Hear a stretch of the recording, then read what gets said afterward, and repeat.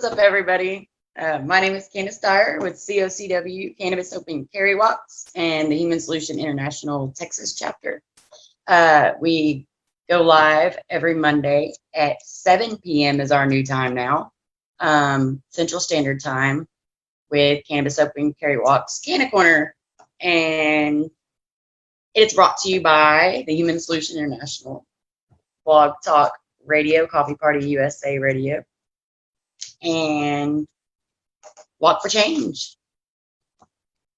Heck yeah, y'all. So today we got an awesome show.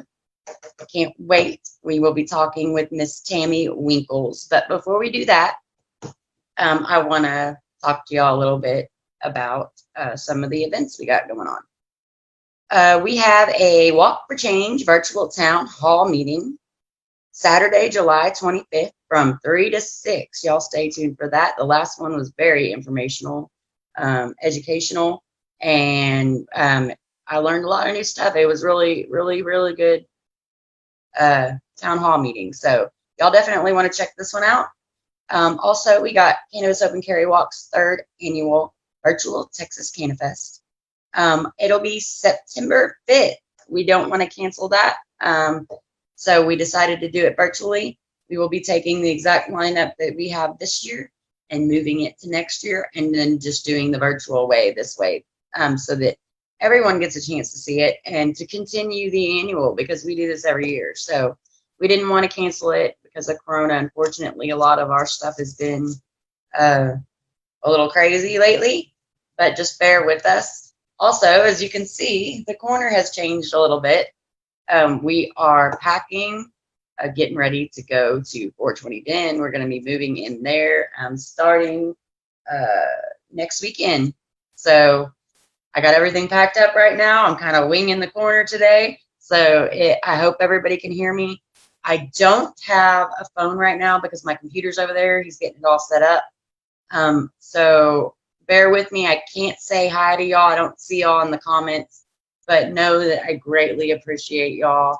If it wasn't for y'all, we wouldn't do as good as we're doing. All the love and support y'all give is always 100% loved, and we love you and welcome every bit of sharing and liking that y'all do. Y'all are who make us who we are. We would be nothing without all of us. I am just one of many Cannabis Open Carry Walks activists that work very hard to change the fact that we cannot get our medicine here in Texas. It's very difficult, not being able to petition. And so we get out there and hit the streets and educate all of Texas and let them know, this is our meds. We need it. We need it to end cannabis prohibition. And so that goes ahead and gets me to my next thing that I'm letting y'all know about is Walk for Change. The Walk for Change is a grassroots movement. The purpose of this walk is to end abuse and violations of human rights through a peaceful walk across the United States. They will be ending cannabis prohibition, reform our criminal justice system, obtain true equality, and protect children and families. Take care of the environment, empower economic freedom, and ensure liberty and justice for all. So this walk, y'all, isn't just for cannabis, but it's for all human rights. We have a lot of things that we need to change. We'll be starting next year in Southern California and going all the way to Washington, D.C. So go look at www.walk4change.us and check it out. You can sponsor, if you can get involved, maybe cook a meal, sign up for our trail fairy list, and let us know how you can help and how you'd like to help. It's going to take all of us. We have to unite together to make a change, y'all. So I'm 100% endorse the Walk for Change and what they're doing. Also, there's a donation on Cannabis Open Carry Walks page. As y'all know, we love Seeds for Change, and we've been helping them a lot. Mandy's doing great work out there in Austin. They've got a garden going for a homeless community out there. There's a lot of musicians and stuff that are having a really hard time right now, especially since they can't get out and let people hear their music because of the virus and everything. So right now they are taking donations to feed them, and I believe they got water and food today. So thank you all very much. Anyone who has donated, I will be putting the link after the show down for y'all to find how to donate if you would like to donate out there. The money will go to a great cause. They've got a garden going out there. Mandy works her ass off trying to help that garden grow and teaching that community how to grow their own food and get to know them. You know what I mean? There's a lot that goes into this. You know, we got a lot of our homeless have mental issues, or like they like to call, I can't remember. I just had it in the roof of my mouth it was coming out, but now I can't remember what in the hell it was. But the homeless community in their area, they help a lot. And like I said, they're teaching them how to get their hands in the dirt and work for their food and stuff. So it's an amazing thing they're doing. If you can donate, like I said, I'll put that link down there.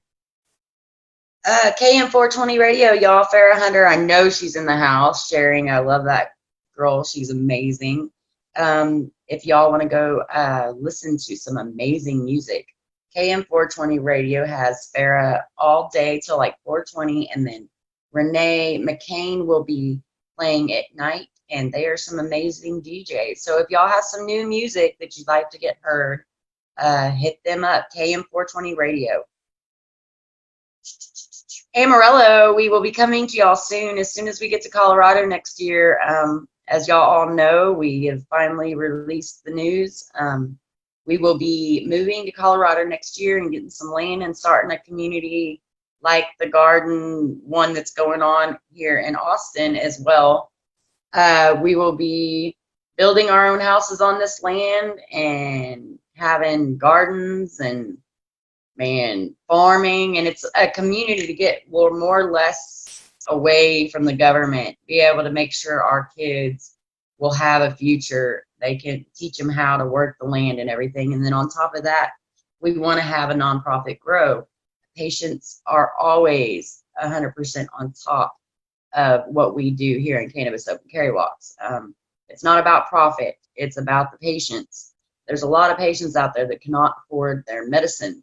So we want to be able to grow some medicine that's organic and well like loved and taken care of for those patients that need their meds and can't afford it. So y'all stay tuned for more information on that. It's going to be amazing. I'm so excited. I can't wait. So now that we've got the introductions out of the way and y'all know, also Arlington, y'all freaking rocked it last weekend. Great job for Dan Drummerman and Janet Marks. They were out there by themselves this weekend. We couldn't make it because we were moving and stuff, but they still rocked that walk, man, and they had a lot of supporters out there honking, and I just wanted to give them an amazing shout out. Y'all did a great job last weekend.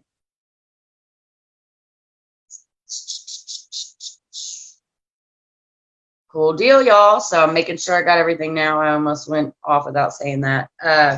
Tammy Winkles. We'll go ahead and bring her on. When she gets here. Oh, is she not on yet? Okay. Good, Bobby. Can you tell us a little bit about the virtual town hall meeting that's going to be coming up? Absolutely. So on July 25th at 3 Eastern Time, 2 Central, 12 Pacific, 1 Mountain. We can't forget the mountain people since you're moving to Colorado. Got to remember the mountain people. Oh, yeah. We're going to have our second virtual town hall, Walk for Change. We're going to have a very important Native American panel.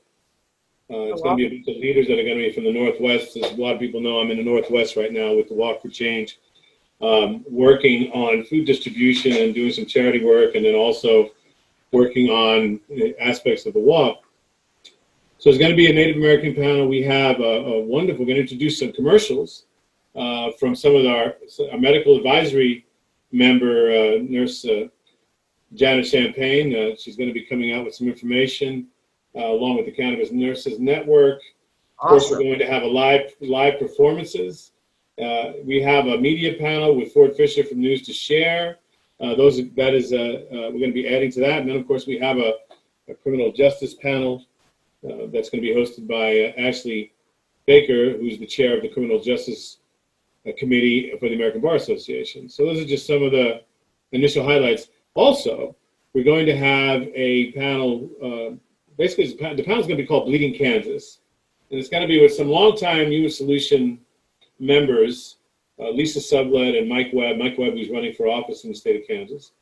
And we're going to talk about liberty, and we're going to talk about prohibition, and among other things. So that's going to be good. It's going to be 3 hours, and it'll be a lot of fun. Hopefully, we're going to get a large audience like last time, and continue to give out good information. So I hope to see everybody there. That is awesome. It's going to be a great show, y'all. I hope y'all are available to see it. If not, you can catch the replay, of course, and we will definitely be breaking it up into little short videos as well, so y'all be able to catch it. Man, it was very informational. And Bobby, I just want to tell you, great work. I know that you've been doing a lot out there with the indigenous community, and I've watched your videos, and you're doing a great job letting people know what's going on over there. It's horrible what that community looks like. Well, you know, the United States government loves to conquer, and that's what they did. And you know, we're talking about equality, and we don't want to forget anybody. And the Native American community is one of the ones that is forgotten, just like other communities of color and right, or and anybody. I mean, there's a lot, you know. And I got pretty pissed off when I saw what I saw. I know a lot of people got that too, but you know, we're figuring it out. That's despicable. What did they do? They just flooded it out and left it like that? Well, what they did was they built a dam, and they flooded out the Native American sovereign land when they did it. And then they gave them other land. They didn't put any infrastructure in it, so there's no electricity. There's a single source of water. And we're talking about something this is the third generation of people that this has been going on. Right. The Army Corps of Engineers has been playing games. They're supposed to have permanently allocated resettlement. They don't have that. That's why they're sitting in lieu of, which I pointed out on the video. If anybody sees it, it's on the Walk for Change Facebook page, for example. Right. And it'll be uploaded to the Walk for Change YouTube channel. It's important what's going on, because they were supposed to be resettled in the 50s when this happened, and they're still not. And we're talking about people, they don't even have a sealed house. I mean, it's not even sealed from the weather, and you know, it's not like there's one form of weather up here. And then we're talking families. You know, we're not talking just anybody, you know, or just a bunch of. Well, I mean, it doesn't really matter, but it's if they were in the ghetto, it'd be an upgrade, basically. Right. And that's unfortunate. And of course, you know, this is our government continuing to do things to us that they're not, you know, that they're.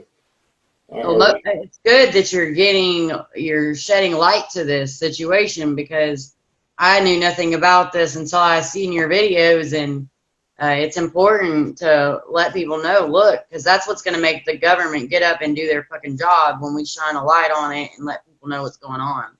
Yeah, we had a call today, our team, and this is the Wave Northwest and Food Fleet and We Do Better Relief and the Walk for Change and others. And we had a call today, and one of the people that was on there was Bobby Soper, who is one of the heads of the Mohegan tribe and the Mohegan Sun Casino. And we were basically educating some people in our group who were surprised to see the video, just like you, as to what's going on, telling them about things that are going on all over the country. You know, the places I saw were really bad. I've been to Pine Ridge in South Dakota. I don't think there's a worse place in the United States than Pine Ridge Reservation in South Dakota. And then we have a relationship with Charles Vargas in the Apache Nation, and the Navajo tribe, which is the largest tribe in the country, is just, they're a mess in Arizona. I mean, it's and in New Mexico and parts of Colorado, and it happens everywhere. We just the news is so focused on all this bullshit, and they don't show light like they're supposed to these other areas that aren't being taken care of. This stuff is not in the news, that's for sure. The only thing that has really reached the mainstream media at all, even in a little way, is Native Americans having a hard time being able to register to vote because of these things. I mean, think about it. They're sitting there. We're looking at communities. I went to 5 different communities on United States government property, and they can't register to vote, or having issues to register to vote because they don't have a physical address. It's absurd. You know, so with the lady, the tribal leader that was driving me around, she was doing a census so she can help get them registered to vote. She's going to be talking on the Walk for Change virtual town hall about these. Good. Hell yeah. We plan on keeping the light on on this one, and this is just the beginning. I haven't. I mean, I'm I'm gonna be pretty mad for a while. I suspect. You know, but we're gonna get things moving, and we're gonna get help to them as best we can. And as more funding comes in, we're gonna use it to give them the tools that they need so they can be self-resilient. You know, they don't need handouts. They need tools. So you know, and they need their land that they're supposed to have. So exactly. Exactly. Yeah, definitely. It's a huge injustice, and one of the many reasons we're walking for change, for sure. That's a fact. So you're supposed to be telling us your story. Yes, I was gonna. That's important too. So I'm gonna mute over here, and I want you to talk a little bit about, you know, about Candis Dyer and her journey. Is Tammy not here yet? I was gonna go last, but no. If she was here, I wouldn't have said that. But okay. Okay, well, Tammy, if you are watching and you're having trouble getting on, I checked to see if I had a message from you, and I don't see it. But we're here. I'm going to go ahead and go on into what Bobby was just saying. I had somebody comment the other day, and they were like, well, you know, I always hear, you know, you're always telling everybody, getting everybody else to tell their story and stuff, and I'd like to know, you know, you should do a show on why you're doing this, like, and let people know. And you all know me, I'm kind of always shy when it comes to stuff about myself, but I'm always trying to fight and give everybody else a voice. So I decided today that I was going to go ahead and let y'all know the reasons that I'm walking. My stuff that I dealt with growing up, and many of y'all that know me know I deal with major PTSD disorder, and I have a lot of really bad panic attacks and stuff. I was never in the military. This was from home life growing up. My mother was a great mother. I love her to death. She had a lot of mental illness issues, and she dealt with addiction. So when I speak about her, yes, she did a lot of bad, you know, things and made some bad choices. But please know that I love her, and I understand that she wasn't in the best mind frame when all this was going on. So growing up, my dad was abusive, and he used to beat my mom and me. And that's kind of the war that I grew up and dealt with that caused my PTSD issues and my depression and my anxiety.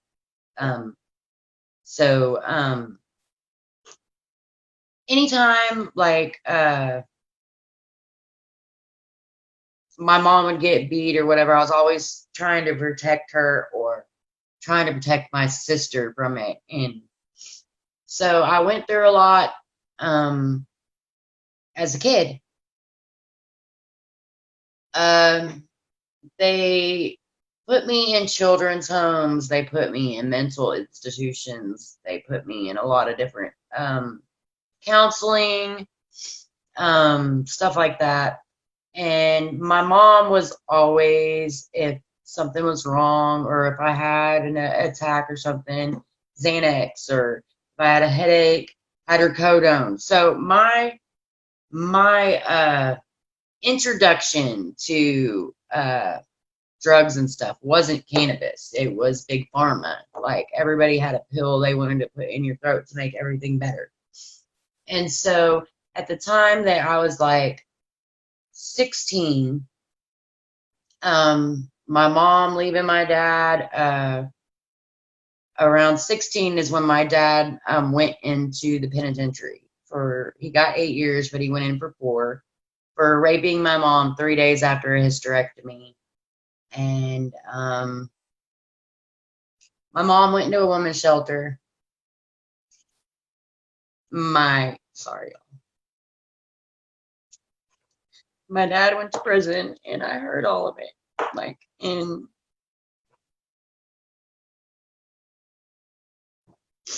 I couldn't stop it. Like, I heard her screaming, and there's nothing I could do. So Jason, who I'm with now, I was dating him at the time.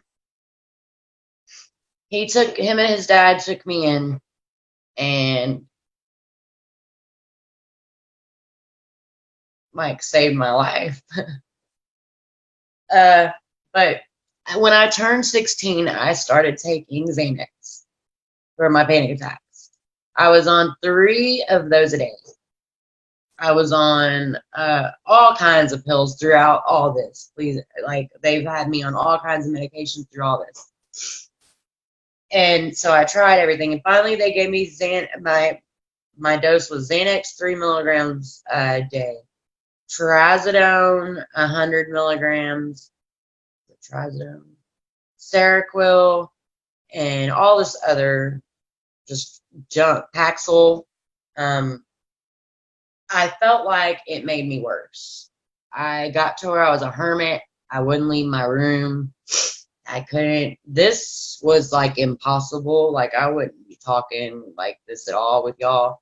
I wouldn't be getting out on the streets and doing none of that. I didn't even drive anywhere. Like, I wouldn't even go out of this town in a car. It took me until I was like 25 to even get my license.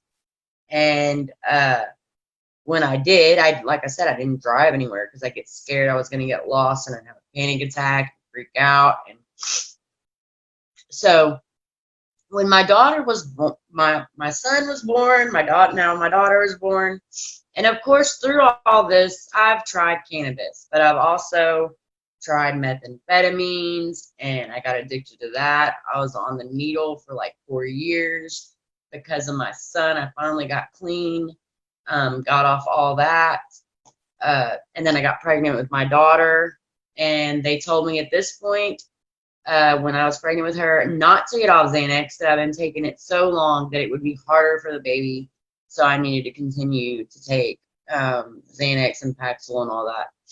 I had heard that the horror stories about Paxil, so at the time I still kept taking the Xanax, but I totally got off the Paxil, and I'm glad I did because I hear that now all these heart problems are being caused by it. After she was born, I got off everything, like all the medication. And I had heard, and I realized through the years that cannabis did help. Of course, when I was addicted to the pills, I needed more than just cannabis back then. But I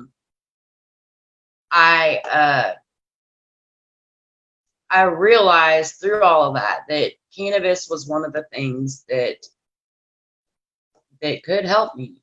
And I always knew, and when we sit in our stoner circle, and all that stuff, I would tell people, they just need to legalize cannabis. Like, if I could quit taking all of this stuff. Like, I could just smoke, and I think I'd be okay.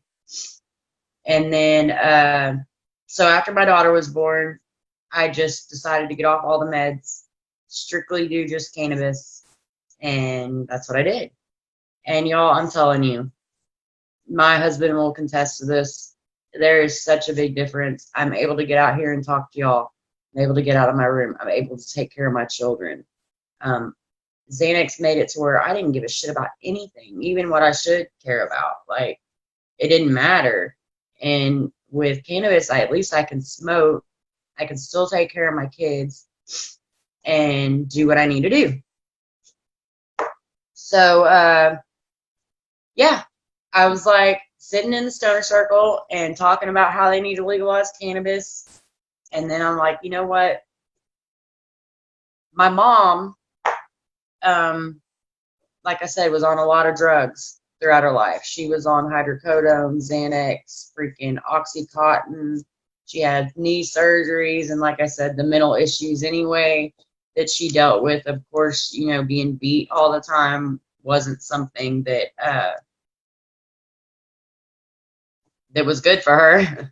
But so I was sitting with my mom one day, and I got her to finally smoke a bowl with me. And I just saw how her face lit up. She smiled like for the first time in forever, and we were just laughing. And I remember thinking then, man, if this was available for her, because she couldn't really smoke because she had COPD. So if I could have got her some edibles or something, maybe she would be okay. sad to say, my mom finally ended up committing suicide. After being in and out of all these hospitals and taking all this medication, she was supposed to be moving to Iowa with us. And we went and got my sister, got her out of there, moved her to Iowa. And she was supposed to go then, but she didn't. She said she needed to sell off some stuff first, and she would go as soon as we were done. And we were going to let her stay in our basement and try to get her better. And after her addiction, the doctors knowing it, Dr. Roscoe's on Terry Street in Dallas, Fort Worth, Texas, decided that it would be great to give my mom 3 months worth of prescription meds all at once because she said she was moving to Iowa. And knowing her addiction, knowing that she's tried to kill herself many times, still does this right after she gets out of a hospital. And she took, well, from what I understand, she took all of them and ended up killing herself. So that, my childhood growing up, knowing that cannabis helps, and all that I've been through, and the difference in how I was when I was on all that and how I am now, is why I decided, it should be something that we shouldn't have to feel like we're a criminal because we choose to medicate a safer way, 0 deaths, no addiction whatsoever. We should be able to choose that. Like, it's legal in other states. Why isn't it legal here? Why do I have to feel like a criminal? And why do many people have to feel like criminals? Like, it's not just fighting for me. I see the struggle in everybody. And my heart goes out to all y'all to have to live in fear of your kids being taken away because you choose a safer route of medicine. Now, I'm not knocking anyone who has to take meds. I still take meds. I ended up having to get on pain meds later for my back. I have 2 bulging discs and 3 pinched nerves. So because I know my addiction and shit, I won't take anything higher than tramadol, but I do have to take medicine now. But my point is, I'm not knocking anybody who does. If you need it for a certain reason, it helps some people.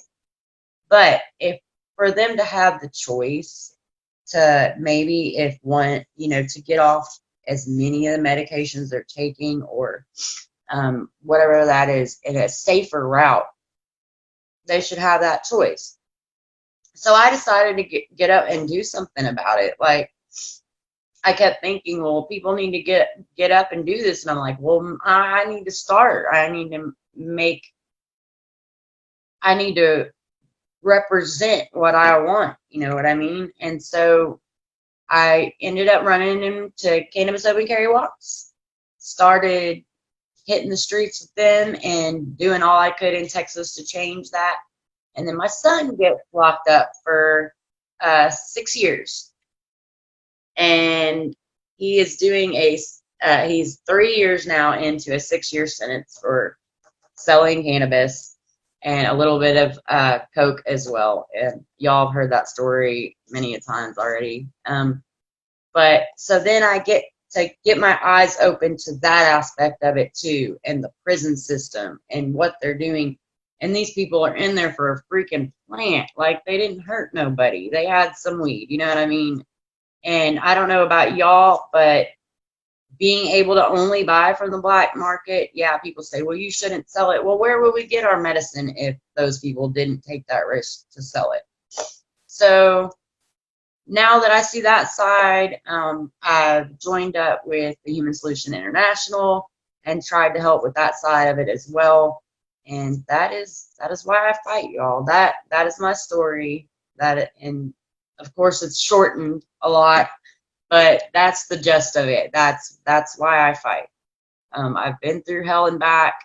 I've been through all the addiction of pain medicine and not having that because they take it away because the opioid thing, and then going to a cheaper way, and that's how I ended up getting addicted to meth and just I've been through all that. So getting out of it, getting off all that, and being able to have my